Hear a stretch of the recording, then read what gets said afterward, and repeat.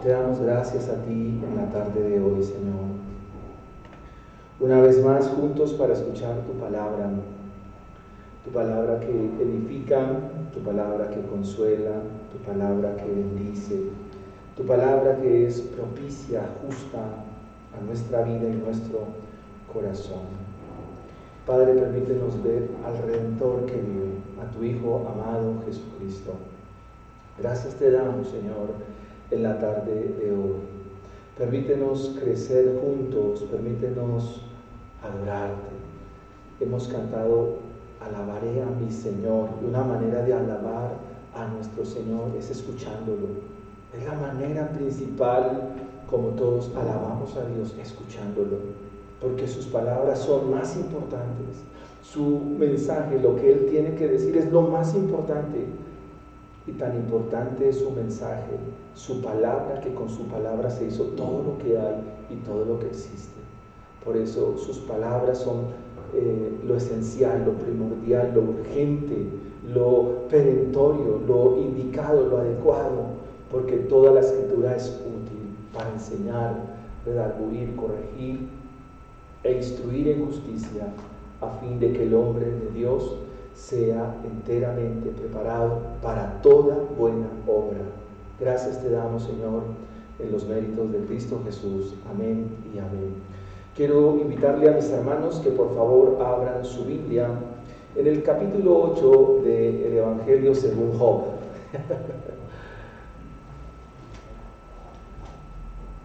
Capítulo 8 del libro de Job. Dice entonces así la palabra del Señor. Respondió Bildad suita y dijo: ¿Hasta cuándo hablarás tales cosas? ¿Y las palabras de tu boca serán como viento impetuoso? ¿Acaso torcerá Dios el derecho o pervertirá el Todopoderoso la justicia? Si tus hijos pecaron contra Él, Él los echó en el lugar de su pecado. Si tú de mañana buscares a Dios y rogares al Todopoderoso, si fueres limpio y recto, ciertamente luego se despertará por ti y hará próspera la morada de tu justicia. Y aunque tu principio haya sido pequeño, tu postrer estado será muy grande. Porque pregunta ahora a las generaciones pasadas y disponte para inquirir a los padres de ellas, pues nosotros somos de ayer y nada sabemos, siendo nuestros días sobre la tierra como sombra. ¿No te enseñarán ellos? ¿Te hablarán de su corazón? ¿Sacarán palabras? ¿Crece el junco sin lodo? ¿Crece el prado sin agua? Aún en su verdor y sin haber sido cortado, con todo se seca primero que toda la hierba. Tales son los caminos de todos los que olvidan a Dios, y la esperanza del impío perecerá, porque su esperanza será cortada, y su confianza es tela de araña. Se apoyará en él su casa, mas no permanecerá en ella en pie.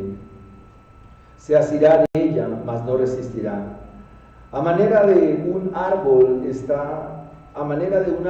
está verde delante del sol, y sus renuevos salen sobre el huerto.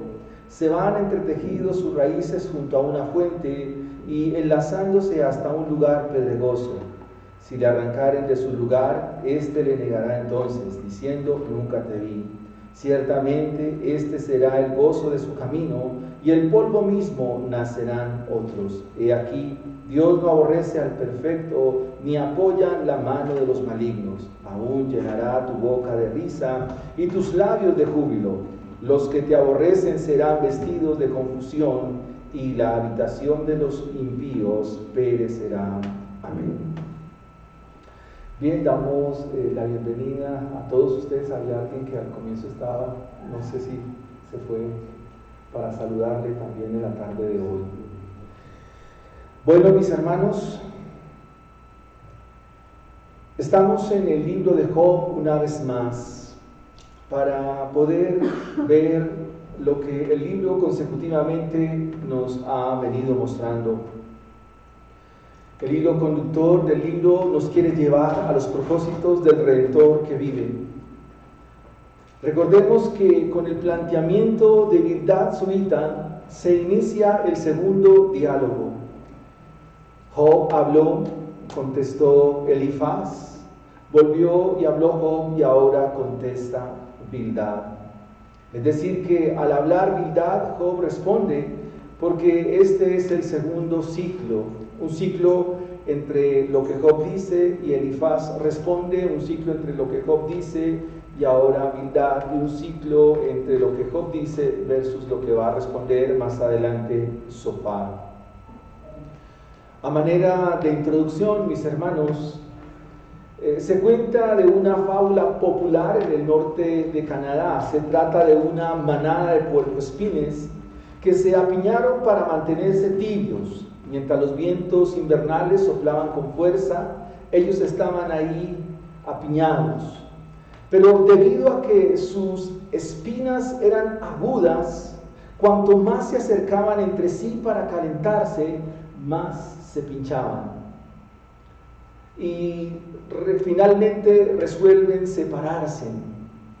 Y en esa separación entonces esos vientos fríos allá al norte de Canadá, entonces obligaba otra vez a juntarse, obligaba otra vez a acercarse, pero una vez más las agudas espinas les jugaba una mala pasada.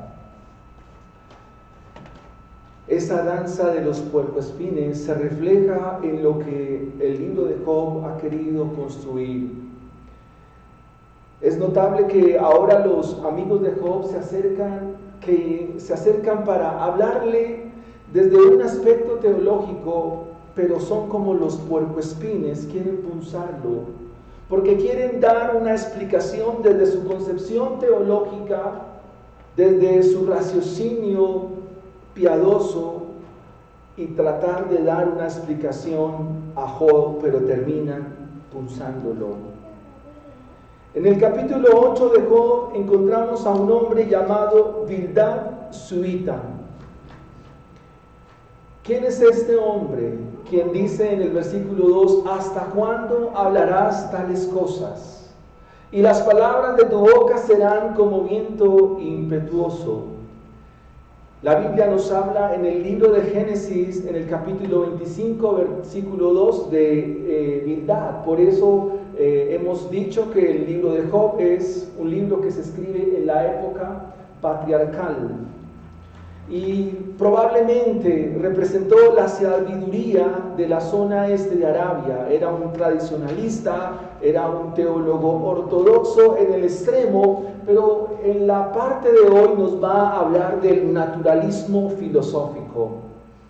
Así que la argumentación que nos presenta Elifaz es a partir también de esa construcción que él hace y de esa construcción que quiere dar a entender como forma explicativa al sufrimiento de Job.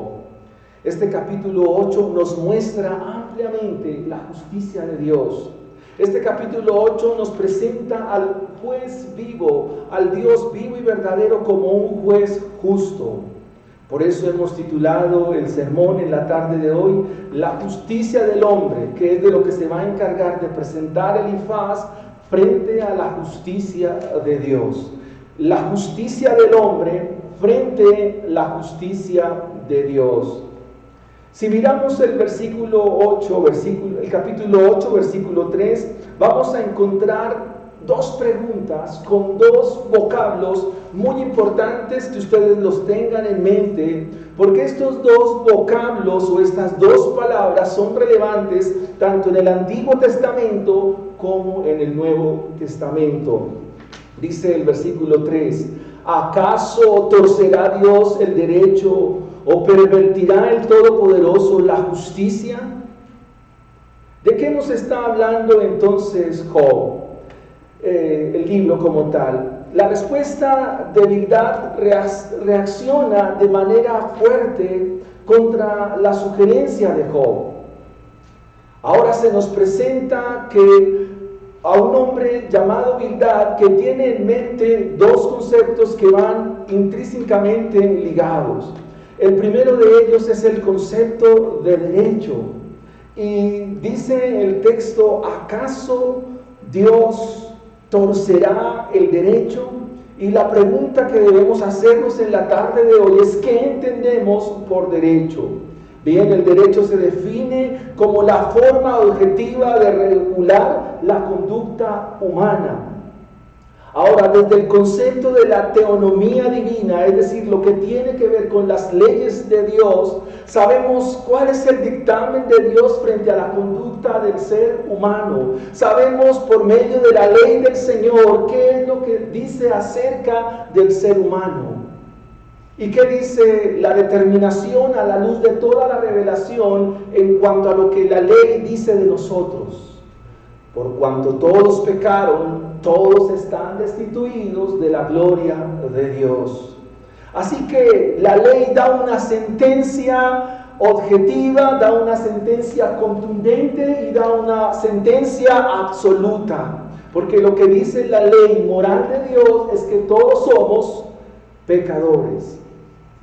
Eso se dice desde la teonomía divina, es decir, lo referente a las leyes de Dios. Las leyes de Dios señalan entonces que el hombre es culpable. Eso lo encontramos allí en Génesis capítulo 3. El segundo concepto que asocia Bildad en su respuesta interrogativa a Job es el concepto de la justicia. Ahora, desde el pensamiento de Bildad, la justicia se asocia a un concepto de fidelidad, a un concepto de lealtad y a un concepto de total cumplimiento de la norma en relación a Dios. Es decir, que un hombre es justo según Elifaz conforme a Bildad, si vive fielmente a Dios. Entonces Bildad está diciendo, eres un hombre justo. Bildad nos dice que si eres un hombre leal, entonces eres un hombre justo. Y Bildad nos dice que si cumplimos las normas de Dios, entonces eso nos hace justos. Pero si usted balancea la teología de Bildad a la luz de todo el Evangelio, pues ni somos fieles, ni somos leales, ni somos enteramente justos. O sea, siempre nos vamos a ver en déficit frente a lo que Dios dice de nosotros. Y es muy importante que ustedes y yo lo tengamos en cuenta. Es decir, que frente a lo que Dios dice, frente a lo que Dios nos muestra en su palabra, siempre van a haber faltantes en nuestra vida en cuanto a nuestra relación con Dios. Así que los conceptos claves de derecho y justicia en la teología de Bildad, claro que son consistentes, claro que están bien, pero nos refiere a nosotros algo más allá, porque como dije antes, a la luz de todas las escrituras, el hombre siempre está en déficit frente a Dios. Antiguamente las palabras de derecho y justicia tenían un sentido causativo. El justo salía bien ante el tribunal y el justo si vivía bien, entonces salía avante en un tribunal. Pero si un injusto vivía mal, sufría las consecuencias. Y ese es el concepto primario de derecho. Así que Bildad le está diciendo a Job, ¿hasta cuándo hablarás tales cosas? Algo así, ¿cómo te puedes portar como un necio? ¿Cómo puedes hablar de necedad? ¿Hasta cuándo hablarás de estas cosas? Y cómo tus palabras son como el viento impetuoso. ¿Cómo? Versículo 3, ¿acaso torcerá Dios el derecho o pervertirá el Todopoderoso la justicia? Entre líneas, ¿qué está diciendo Bildad? Job, hay algo en tu vida que no está bien. Job, hay algo en tu vida que no cuadra, hay algo que viene mal en tu vida. Y esa es la causa de lo que te está pasando. Es un argumento similar al que presentó Elifaz. Así que la resolución de Bildad es muy directa. Dios no tuerce el derecho.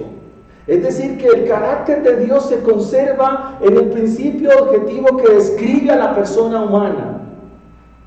Ahora, ¿qué sabe Dios de la conducta humana? Lo sabe todo, a Él no lo podemos engañar. Desde la caída del hombre, la Biblia nos dice que los pensamientos del hombre son de continuamente el mal, que la conducta humana es profundamente mala, que la conducta humana es perversa, que nuestro corazón es hediondo delante de Dios.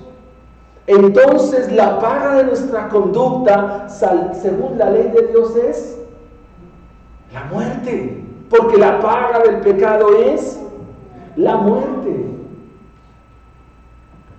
Ahora, ¿dónde está el problema de la aplicación que Bildad le hace a Job?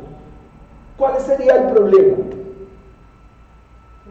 El problema está en que Job era un hombre como recto, perfecto, temeroso de Dios y apartado del mal. Delante de Dios era un hombre íntegro, era un hombre justo, vivía bien delante de Dios. O sea, no hay manera de escarbar y hurgar y encontrar pecado alguno en Job. Claro, Dios no va a torcer el derecho, Dios no va a torcer su justicia. Es más, su justicia habla de su carácter, su ley habla de su carácter. Y al igual que su carácter es inmutable, también lo es su ley no cambia, su ley no muda, su ley permanece para siempre, su ley es constante, no cambia conforme al tiempo. Es una ley que permanece para siempre. El cielo y la tierra pasará, pero mis palabras no pasarán. Así que la teología de Bildad es correcta, pero su aplicación es equívoca, y en eso es lo que está fallando Bildad. El versículo 4 entonces, de alguna manera aquí, Bildad se descalabra. ¿Por qué? Porque ¿qué le dice? Si tus hijos pecaron contra Él, es decir, contra Dios, Él los echó en el lugar de su pecado. Está hablando de un concepto causal y un concepto de consecuencia. Si tus hijos pecaron contra Dios, pues Dios los echó en el lugar de su pecado. Seguramente tus hijos pecaron contra Dios, Job, y por eso vino el castigo, por eso vino la muerte. Eso dice la versión Dios habla hoy. Ahora, Job y sus hijos habían recibido una retribución por el pecado. ¿Qué dicen ustedes? ¿Por qué no? Miremos el capítulo 1, versículos 4 y 5. E iban sus hijos y hacían banquetes en sus casas, cada uno en su día, y enviaban llamar a sus 3 hermanas para que comiesen y bebiesen con ellos.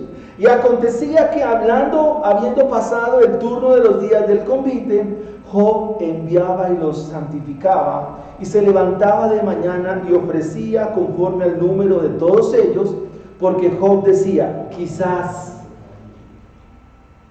habrán pecado mis hijos y habrán blasfemado contra Dios en sus corazones. De esta manera hacía todos los días. Así que, mis amados hermanos, no podemos aseverar que los hijos de Job eran pecadores. No podemos decir que los hijos de Job fueran perversos. Así que una vez más, la presuposición de Bildad no es correcta. Sus hijos acostumbraban a turnarse para celebrar banquetes con sus respectivas casas, invitaban a sus 3 hermanas, y obviamente comían, hacían su bebida, su comida, estaban allí juntos, terminaban el banquete. ¿Y qué hacía su padre? Job se aseguraba de que sus hijos se purificaran. Ahora, esa es una aplicación para nosotros como padres. ¿Cómo nosotros nos aseguramos de que nuestros hijos viven para Dios? ¿Escucharon eso, padres? ¿Cómo nosotros como papás nos aseguramos de que nuestros hijos evidentemente están viviendo para Dios? Esa es una demanda del Evangelio que nos dice el libro de Job de manera aplicativa. ¿Cuándo aplicará entonces este presupuesto de Bildad? Bueno, debo decir que para el día del juicio, esta teología de Job sí aplicará. Porque todo aquel que esté sin arrepentimiento, todo aquel que esté sin Cristo, todo aquel que esté lejos de Cristo, entonces sufrirá las consecuencias de su pecado, porque tarde o temprano el Dios vivo y verdadero llamará al hombre y le presentará su justicia. Es decir, que la teología de Bildad sí aplica para un día venidero. La teología de Bildad sí aplica para el día en que Dios por su evangelio juzgue a todos los pecadores.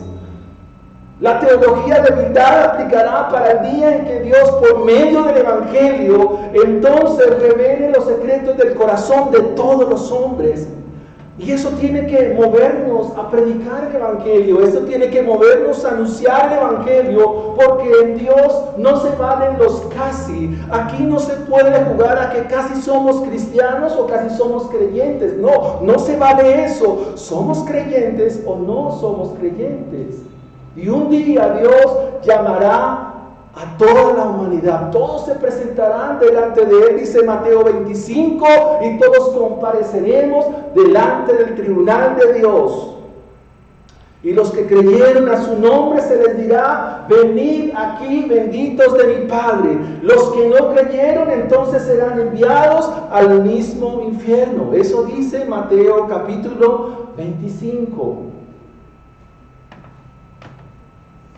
Bildad en el versículo 5 entonces le hace una propuesta piadosa, le hace una propuesta interesante, y dentro de esa propuesta se encuentra una profecía.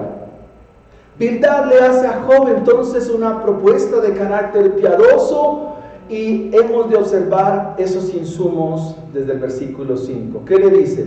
Mira, Job, si tú de mañana buscares a Dios y rogares al Todopoderoso, si fueres limpio y recto, ciertamente luego se despertará por ti, y hará próspera la morada de tu justicia. Y aunque tu principio haya sido pequeño, tu postrer estado será muy grande.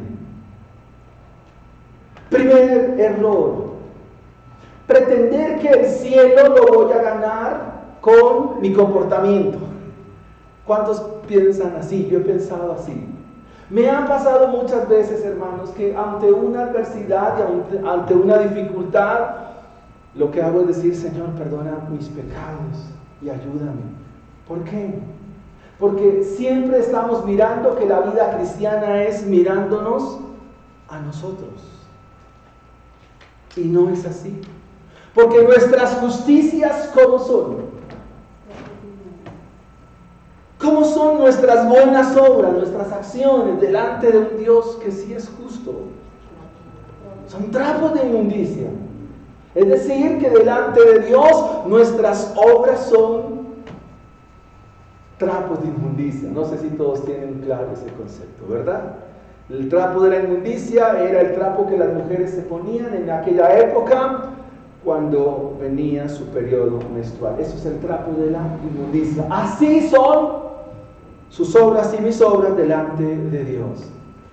Ahora, ¿qué le dice Bildad a Job? Si tú de mañana buscas a Dios y ruegas al Todopoderoso, si eres limpio y recto, ciertamente se despertará por ti.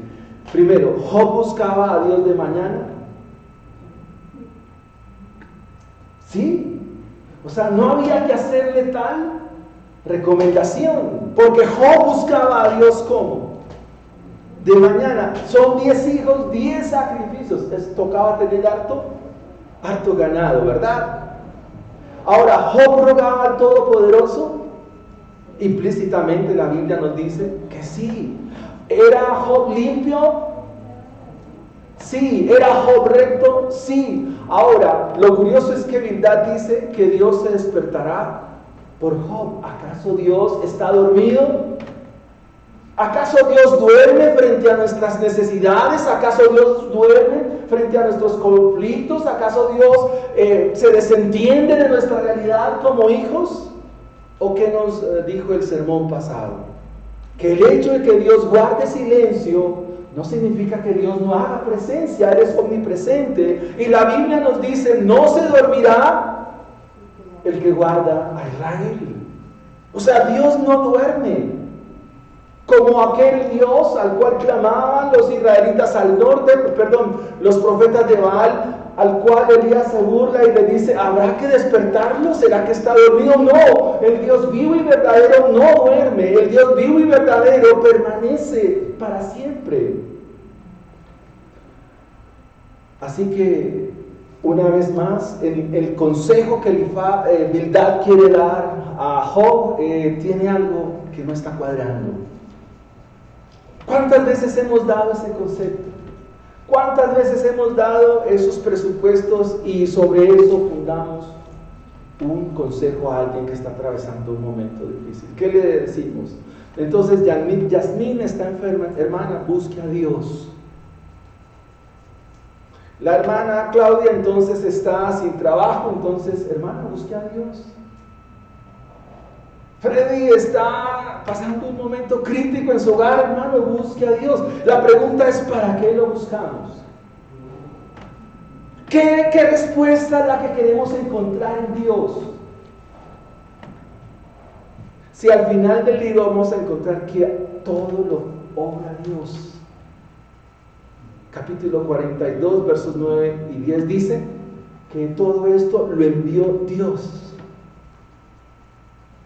Es decir, que Dios entonces nos está dando la directriz del libro de Job, y es que nuestra vida conozca a Dios.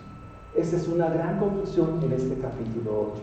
Conoce a Dios, porque si no lo conoce, tu vida se llenará de frustración. Si no conoces a Dios, tu vida se llenará de interrogantes y no sabrás para dónde ir en la vida. ¿Por qué? Porque las cosas en Dios no están plenamente definidas.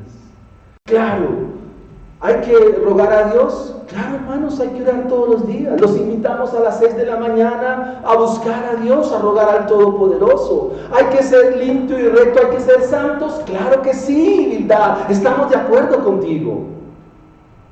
Pero eso no significa que Dios esté dormido. Ahora dice, y hará próspera la morada de tu justicia. En ese cajón teológico de Bildad, en esa posición teológica de Bildad, claro, ellos creían que si yo cumplía estas cosas, yo iba a ser bendecido. Si yo cumplía con esto que Job me propone, Bildad me propone, que entonces yo iba a ser bendecido. Pero ¿qué nos dice todo el panorama del Evangelio?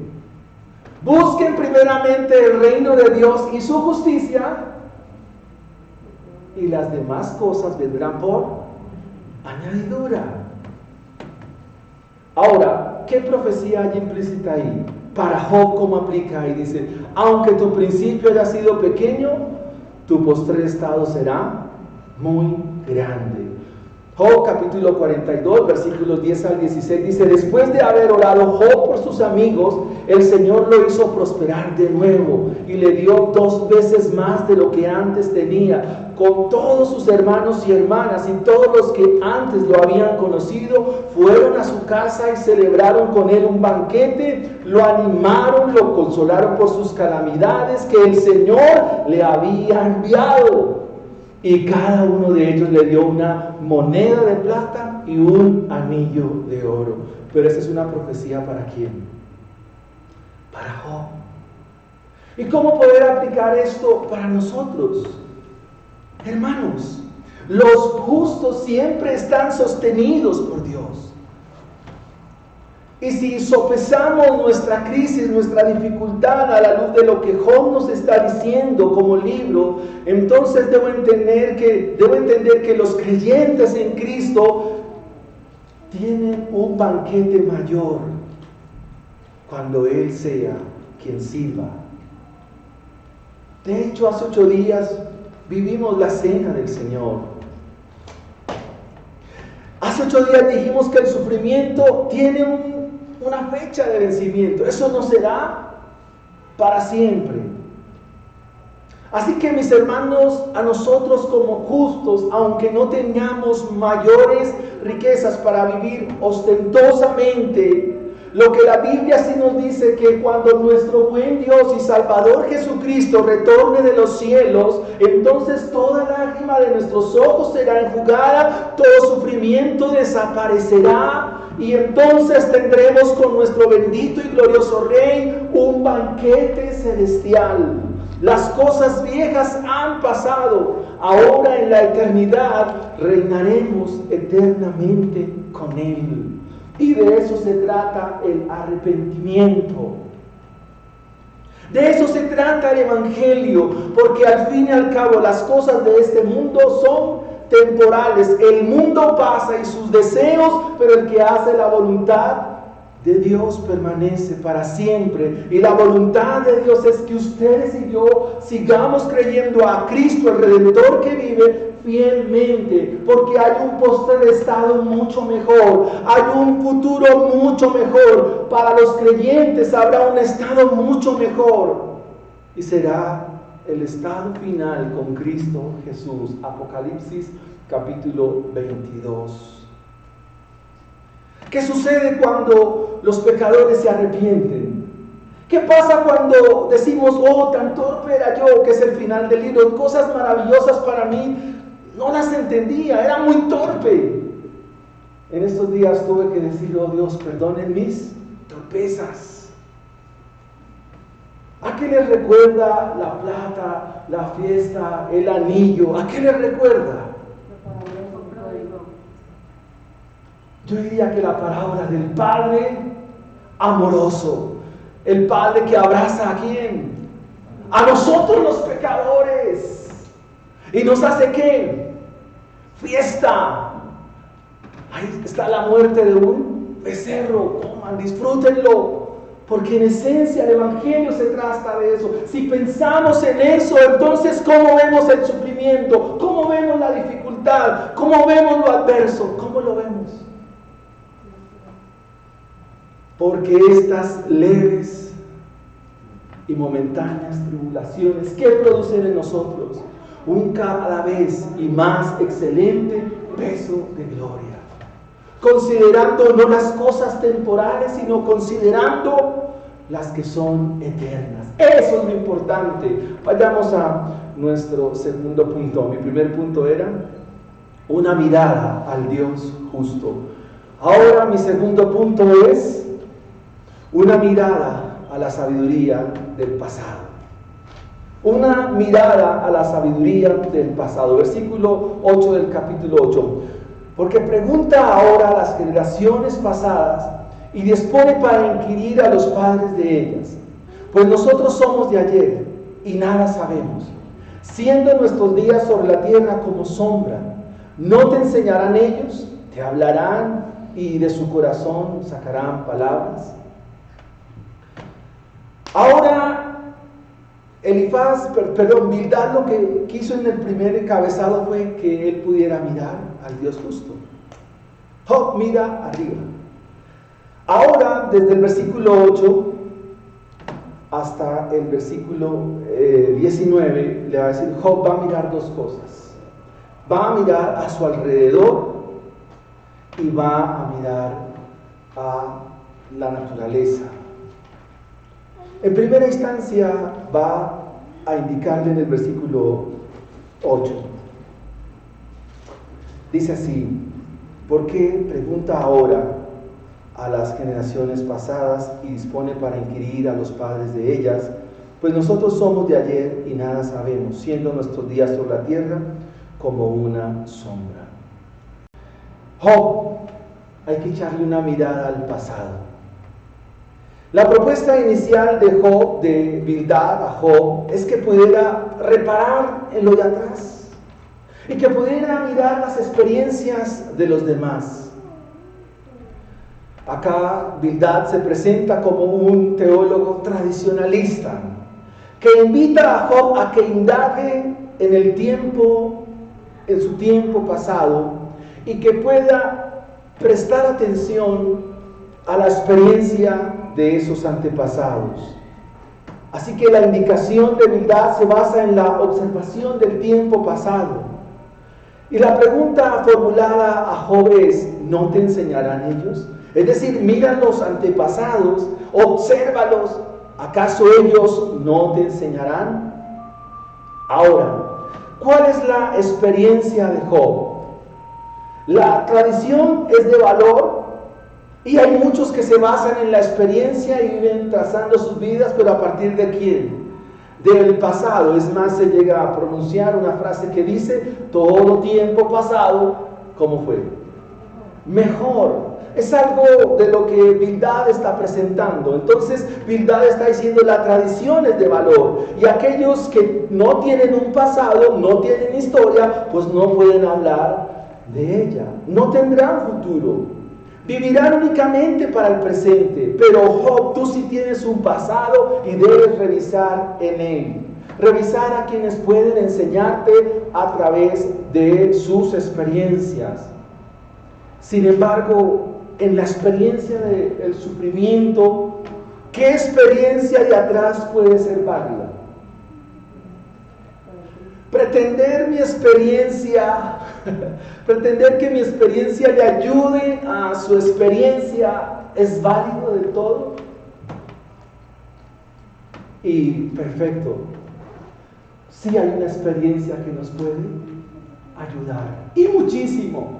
Y es la experiencia del sufrimiento de Jesucristo, el Hijo de Dios. De esa experiencia sí hay que echar mano, porque es la que nos sacará finalmente en victoria. Mas la propuesta de Bildad para Job es: Job, repara sobre el pasado. Y le presenta dos ilustraciones que tienen un propósito. Versículo 11. ¿Crece el junco sin lodo? ¿Qué era el junco? Era el árbol que crecía a las riberas de los ríos, especialmente del Nilo, y de allí se sacaba el papiro. ¿Crece el prado sin agua? Aún en su verdor y sin haber sido cortado, con todo será primero que toda la hierba. ¿Pueden crecer las altas cañas del papiro donde no hay pantanos? Es una pregunta, dice: ¿puede acaso una caña crecer donde no hay barro? Naturalistamente, pues no. ¿Pueden crecer en abundancia las hierbas del pantano donde no hay agua? Pues no. Pero Bildad dice: cuando están floreciendo y aún no están listas para ser cortadas, entonces comienzan a marchitarse. ¿De qué nos habla? Que la causa para que crezcan los juncos es que haya lodo, la causa para que se dé el crecimiento de las hierbas es que haya agua, pero que en el límite de cuando haya que cegarlas no se requiere, porque antes de que eso suceda, las mismas cañas o los mismos juncos, las mismas hierbas se marchitan. ¿De qué ilustración me está hablando Bildad? Me está hablando de que no necesariamente al límite de la vida es cuando se viene a sufrir. Algo así que como que los achaques vienen cuando ya estamos viejitos. Sobre todo tú. No, hermanos. Cualquier momento de la vida se puede sufrir. La vida, el sufrimiento no tiene edad.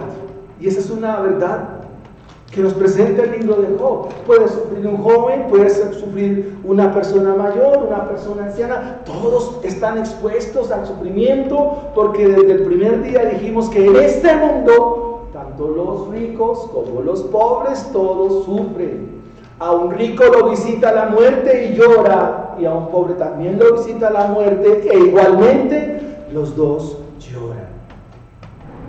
¿De qué ilustración se trata entonces de lo que nos habla Bildad?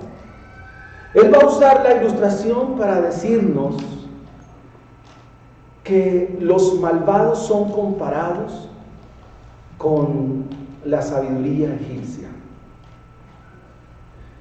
y que esos malvados se comparan como el papiro, una planta que crece un árbol del cual se saca ese pliego para escribir, Y de esta manera, entonces, se presenta la vida de un impío. Y Job lo que está diciendo es que ese que se compara con estos elementos de la sabiduría egipcia no requieren llegar al final de sus vidas para sufrir. ¿Cuántos años tenía Job? No lo sabemos. Lo que Bildad le trata de decir a Job es: Job, pues tú no es que estés tan viejo, pero el sufrimiento te está visitando y debe haber una causa. O sea, implícitamente Bildad le está indicando a Job que tiene algún problema en su corazón de impiedad.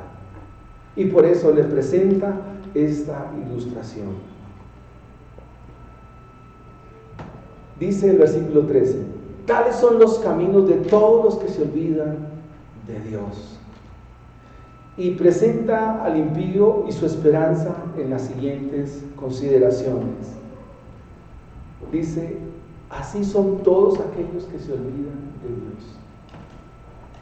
Y esa es una pregunta del Evangelio para nosotros. ¿Cuántos de ustedes se acuerdan todos los días de su vida de Dios, siendo honestos? Mire, hermanos, hay días que nosotros no nos acordamos ni de Dios, ni de su palabra, ni de la oración, y esa es una realidad mía. Espero que también sea suya. Nosotros vivimos más para nosotros que para Dios, mas Dios no ha pagado conforme a nuestro olvido. Tales son los caminos de los que olvidan a Dios, y la esperanza del impío perecerá, porque su esperanza será cortada y su confianza es tela de araña. Se apoyará en él su casa, mas no permanecerá ella en pie. Se asirá de ella, mas no resistirá. ¿Qué esperanza, según Bildad, tiene el impío? Ninguna, ¿verdad? Ahora, los creyentes, ¿qué esperanza tienen? Primero, su esperanza es Dios. Segundo, si edifican sobre la roca, entonces van a ¿qué? A salir avantes frente a la adversidad.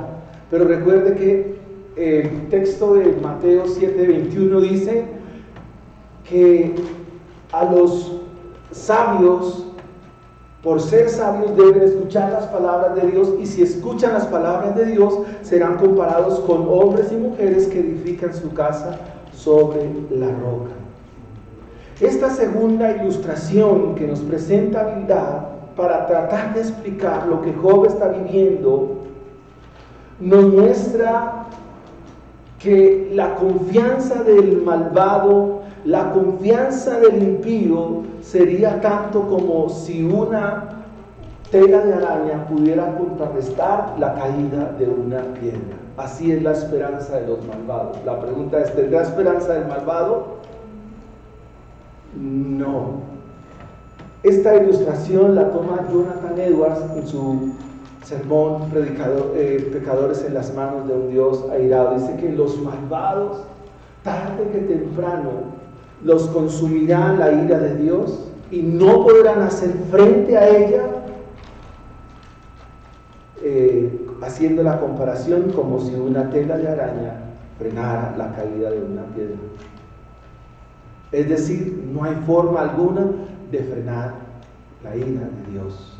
Por eso dice: la esperanza de los impíos, de los malvados, ¿cuál es? Ponga en mente a su familia, a los suyos, a los seres vivos que usted tiene a su lado.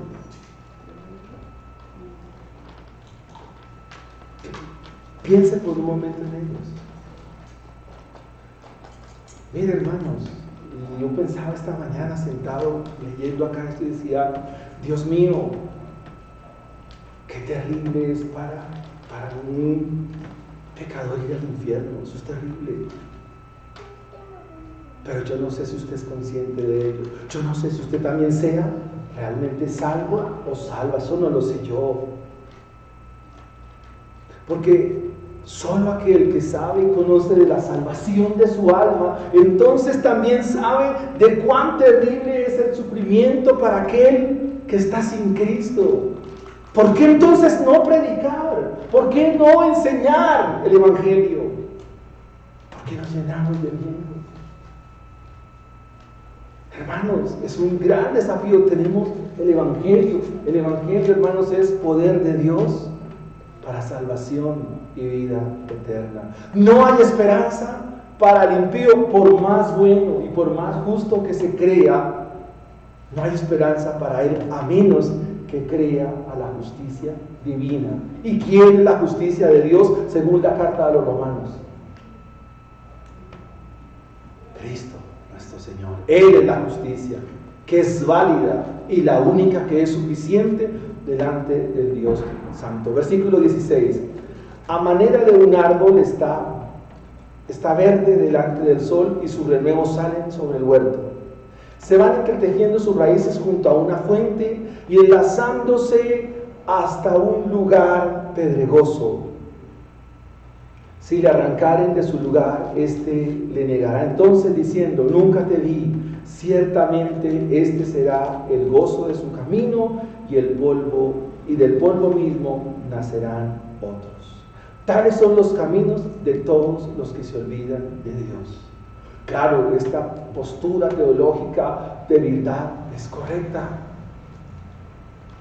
pero no aplica para Job, porque Job todos los días que hacía frente a Dios estaba bien. Bueno, bien según lo que nos dice la palabra del Señor. El naturalismo filosófico entonces propone la causa y efecto, pero no es así con nosotros, por lo que dice el Salmo 103, de que Dios no paga conforme a nuestra maldad, Dios no paga conforme a nuestra iniquidad. Esta ilustración del versículo 16 al versículo 18 va a indicar que el impío, por más floreciente que esté, será arrancado. Y por más próspero que según este mundo esté, será juzgado por Dios. Y no importa cuántas veces niegue a Dios, no importa cuánto blasfeme de Dios, no importa cuánto denigre de Dios, por más dinero que tenga, un día será llevado al polvo. Porque esa es la promesa para el que no cree en Cristo Jesús. Repito, por muy buena salud que tenga, por muy buena estabilidad que tenga, por muy buena posición que tenga, por todos los bienes y riquezas de este mundo que tenga, si es un impío, finalmente será llevado al polvo de la tierra. Es lo que dice el versículo 16 en adelante. Así será el impío. Por eso hemos visto que la justicia del hombre frente a la justicia de Dios, ¿cómo es? ¿De qué sirve, hermanos, confiar en lo que es efímero y es pasajero? ¿De qué sirve si al final habrá algo mejor que hoy mismo lo podemos comenzar a disfrutar, y es Cristo Jesús? Ahora, no estamos haciendo votos de pobreza en ninguna manera, pero lo que sí estamos diciendo es que la Biblia nos dice que hay que aprender a vivir con lo justo. Así que teniendo sustento y abrigo, estén contentos con ello. Y si Dios le da oportunidad de bienes y riquezas, amén, no estamos en contra de ello, tenlas, claro que sí, pero sin que pierdas de vista, sin que pierdas de tu mirada lo más importante, que es el Evangelio y es la gracia del Señor. La propuesta de verdad en este segundo punto es: Job mira el pasado y mira la realidad de los impíos. ¿Y qué tenía que decir Job al respecto? yo soy justo. Y yo no vivo como ellos, yo vivo para Dios. Entonces, no hay explicación aquí. Y eso nos lleva a nuestro tercer y último encabezado. Hemos visto una mirada al carácter justo de Dios. Hemos visto una mirada a la sabiduría del pasado. Y ahora echémosle una mirada a la integridad. Versículo 19. Ciertamente este será el gozo de su camino, y del polvo mismo nacerán otros. He aquí Dios no aborrece al perfecto, ni apoya la mano de los malignos. Aún llenará tu boca de risa y tus labios de júbilo. Los que te aborrecen serán vestidos de confusión, y la habitación de los impíos perecerá. ¿Cuántos han visto el Evangelio en este texto? ¿Sí lo están viendo, hermanos? Hay dos contrastes. Por favor, mire su Biblia. Miren atentamente. En esto está Bildad bien. Ciertamente este será el gozo de su camino, le dice a Job. Y del polvo mismo nacerán otros. ¿A qué le suena esa expresión, hermanos lectores de la Biblia? La Biblia es maravillosa, hermanos, apasionante. Y del polvo mismo nacerán otros. ¿Quiénes son los que nacen del polvo de la tierra? ¿De dónde fue tomado el hombre? ¿Y a dónde debe volver? Al polvo de la tierra, ¿verdad? Por eso se usa esto acá. Dice, van a venir personas. O sea, esa es la base inicial. Todos nosotros somos vasijas de barro que ilustran la humildad y la sencillez. Pero también se nos contrasta y se nos dice que Dios no aborrece al perfecto. Y de todos nosotros, de toda la historia de la humanidad, ¿quién ha sido perfecto? Solo uno ha sido perfecto. ¿Y nosotros qué somos? Por tanto, ¿qué es lo que Dios piensa de nosotros? El Evangelio, ¿qué nos dice, hermanos? Si no somos perfectos, si no hay bueno ni aún uno, ¿qué es lo que merecemos que Dios haga con nosotros? ¿Qué? Pero ahí lo dice el texto. Dios no.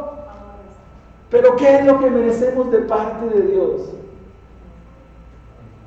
Aborrecimiento. Y aborrecimiento, esta palabra es la que se traduce allá en Romanos capítulo 9, Malaquías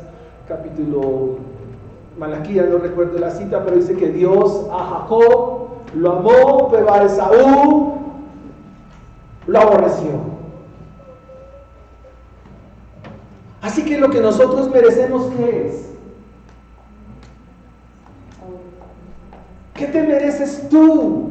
¿Qué merezco yo? ¿Qué merece la humanidad? Que Dios, ¿qué? La aborrezca, porque sus obras son malas.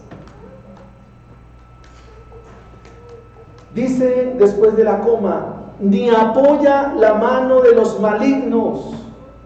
¿Cómo pretendiendo hacer el mal y haciendo el mal vamos a pretender que Dios obre? Que Dios nos sostenga, que Dios nos guíe. No puede ser así porque es totalmente antagónico, contrario, ambivalente, son dos polos opuestos. No se puede vivir consintiendo la maldad y pretender progresar. No se puede vivir pretendiendo consentir el pecado y al mismo tiempo queriendo vivir como justo. Esto sería como mezclar agua con aceite. No puede ser así. Luego dice el versículo 21, aún llenará tu boca de risa y tus labios de júbilo. Los que te aborrecen serán vestidos de confusión y la habitación de los impíos perecerá. Así cierra el discurso de Bildad. ¿Qué nos deja como lección este capítulo 8? Desde el versículo 1 al versículo 21, que Dios es justo. Hace parte integral de su carácter. Y no solo Él es justo, que Él es santo. Y como dice en el libro del Éxodo, que Él no tomará por inocente al que es culpable. Que de no creer en Cristo solo nos espera la horrenda muerte.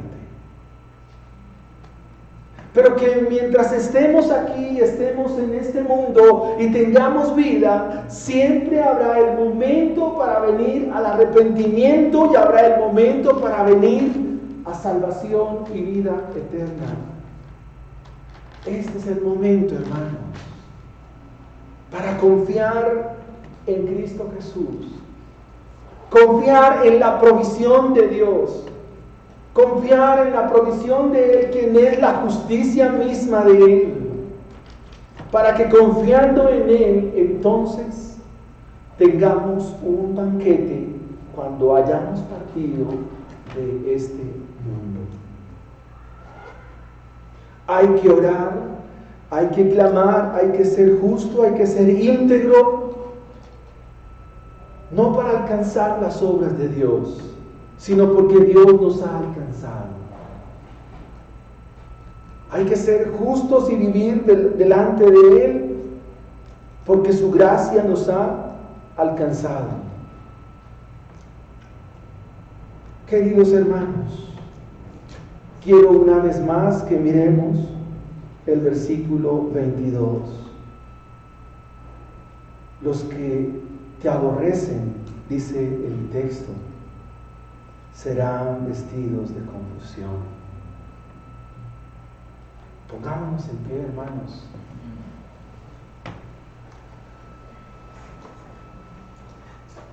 Y yo quiero que usted se responda a sí mismo. ¿Tienes claridad de la vida cristiana?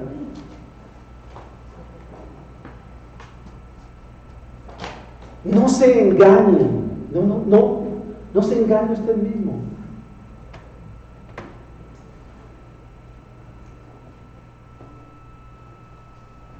Porque si no tiene claridad, entonces confía en Cristo. Confía en Él.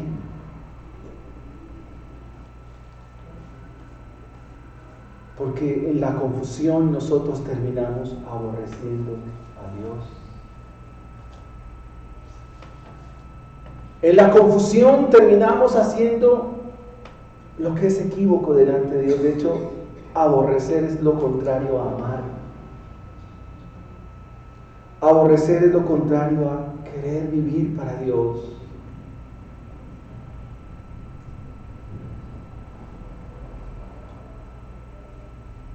Dios nos está presentando la salvación. Y aquí aborrecer, el término es amar. Amar a Cristo, vivir para Él, nos libra de confusión. Pero de no ser así, entonces serás consumido un día. Mi esposa ayer me contaba el niño que en los Estados Unidos amaba más su celular, ¿verdad? Amaba más la tecnología. Y ante una discusión en el auto, el niño terminó lanzándose, suicidándose. Eso habla en dónde estaba puesto su amor. Pero Dios nos mostró su amor en la cruz del Calvario, al enviar a su Hijo amado Jesucristo a morir por nosotros los pecadores, para que no tengamos confusión y para que no tengamos aborrecimiento de las cosas de Él, sino para que vivamos para Él en todos los días de nuestra vida. Dios es bueno y para siempre es su misericordia, y su misericordia ahora es extendida para ustedes. Oremos al Señor. Padre que estás en el cielo, queremos darte gracias en la tarde de hoy. Queremos bendecirte, queremos glorificarte y queremos exaltarte. Queremos decirte que tú eres bueno, Señor. Que Dios nos perdone nuestros pecados, perdona nuestras faltas, nuestros errores. Perdona, Señor, nuestros desatinos, Dios mío. Hemos visto la historia de un hombre íntegro, de un hombre que vivía para ti, que estaba sufriendo y que al final tiene un propósito. Pero también tu palabra nos muestra a uno mejor, a uno más excelente, a uno que es más grande que todos, al que es grande, verdadero, al que es maravilloso, al que es glorioso. Oh Señor, a Él hoy mi alma se doblega, a Él hoy mi alma se entrega una vez más. Oh Señor, tú eres el amo y Señor de mi vida, mi Señor, mi Salvador, mi Rey, mi Redentor, mi amado Dios, mi amado Señor, mi amado y glorioso, bendito y Salvador Jesucristo. Tú eres el dueño de nuestras vidas, tú eres el dueño de mi vida. Y mi vida está dedicada a ti, Señor. Oh Dios, sálvanos, líbranos de toda confusión, de todo error. Permite que hoy nosotros, los pecadores, te podamos mirar y podamos contemplarte más y más, Señor. Oh Dios, líbranos de la confusión. No queremos ser aborrecidos por ti, Señor, porque es lo más terrible. Dios, mas tu amor se mostró para con nosotros los pecadores, porque de tal manera amó Dios al mundo que dio a su Hijo unigénito para que todo aquel que en Él cree no se pierda, mas tenga vida eterna. Nos has amado de pura gracia y de puro favor tuyo. Oh Señor, solo nos resta venir a ti en arrepentimiento y fe delante tuyo. Y de esta manera seremos librados del error, la confusión y el engaño, del sentido oscuro de nuestra vida. Porque nos podemos engañar aquí a nosotros mismos, pero a ti no te podemos engañar. Tú sí pesas los corazones y nos pones en tu balanza y nos dice, eres un aborrecido. Pero si confiesas tus pecados y confesamos nuestra iniquidad, eres fiel y justo para perdonar. El que confiesa su pecado y se aparta, alcanza misericordia. Oh Dios, ensánchanos en tu misericordia, extiéndenos tu misericordia, tu gracia y tu favor, amado mío. Oh Dios, perdona mis pecados, mis rebeliones. Oh Señor, mis torpezas, Señor, mi necedad, mi negligencia están puestas delante tuyo. Alcánzanos, oh Dios, bendito Rey de los cielos. Amén y amén.